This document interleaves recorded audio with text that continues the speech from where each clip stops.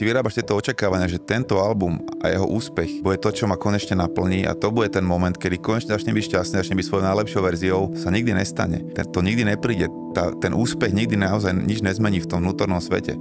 To musí zmeniť úplne iným spôsobom, vnútornou prácou a nejakou každodennou vyrovnanosťou a úplne to má akože iné cieľ, tento vonkajší a vnútorný. Vieš, že napríklad hovorí sa, že keď chceš byť úspešný vo vonkajšom svete, tak pracuj na svojich silných stránkach. Pracuj na tom, čo ti prirodzene ide od prírody, k čomu inklinuješ, čom si dobrý, čo sa ti páči, pričom si v zóne, čo proste miluješ. To je najlepšia cesta k vonkajšiemu úspechu, lebo ani nemáš pocit, že to je robota, robíš to, čo ťa baví, tým pádom si v tom automaticky stále lepší a lepší, tým pádom v tom budeš skôr či neskôr výnimočný. 10 000 hodín asi výnimočný, dajme tomu, hej.